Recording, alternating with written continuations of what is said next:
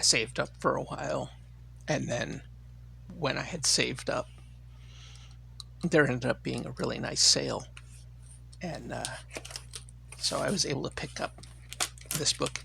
I had to decide. Oops, should probably cut all of the various parts of it. I had to decide if I was going to do the deluxe edition or the regular edition. And it took me some thinking, and I finally decided that I was just going to do the regular edition. Because while the deluxe edition was very cool, I just didn't see, for me, for how I would be using it, I didn't see the necessity. But I picked up Flick Silverpin's Guide to Dragontown and the Darkness Below, inscribed by J.P. Coovert. I got this direct from J.P. Coovert's site. This was a thing that he kickstarted, I think last year, or crowdfunded. I don't remember if it was Kickstarter or not. And this is a system-neutral tabletop RPG adventure. Dragontown's mayor, who just happens to be a giant gold dragon, has gone missing. Without their mayoral protector, the townsfolk have found themselves under siege from all sides. But apple-starved... Yeah, there we go. But apple-starved slimes, thieving catfolk, farting zombies, and ransacking goatlins... Goatlins? Are just the beginning of their problems. The mystery of the mayor's disappearance leads to an even greater quest deep underground, where an ancient darkness lurks. Dragontown and the Darkness Below is a whimsical, system-neutral adventure for use with your favorite fantasy tabletop RPG game, role-playing game. Didn't say TTRPG game. This is correct. I misspoke. A resource to run an exciting campaign-length quest or pull out individual chapters for unique one-shot experiences filled with wacky characters, playful magic items, creative encounters, and lots of hand-drawn maps and plenty of adventure. So, it's not necessarily my typical tone.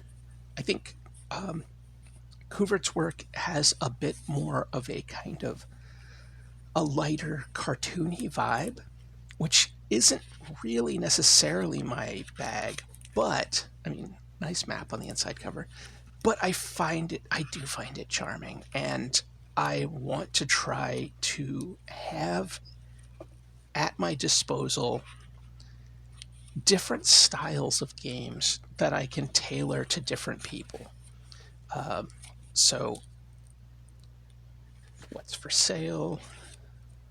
I love all of the illustrations are great. Everything's very characterful, which is just fantastic. So I'm really excited to give this a read. You know, it looks like a lot of fun.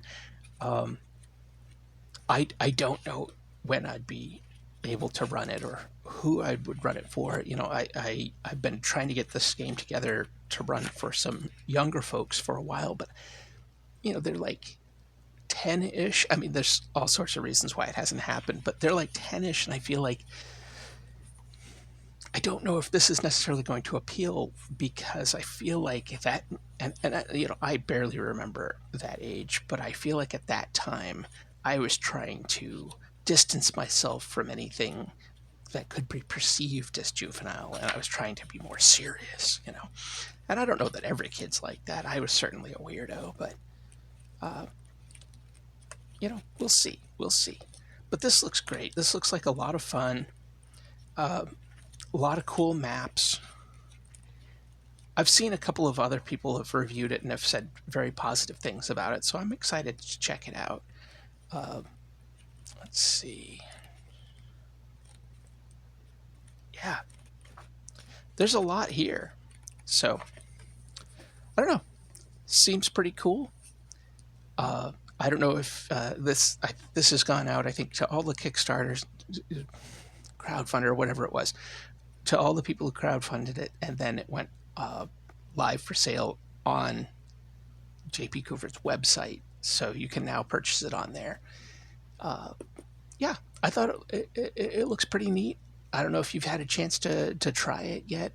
Um, I'm I'm definitely curious to give it a go myself. I just don't know when that's going to happen. And at some point, I'm going to read it. So, anyway, until next time, take care.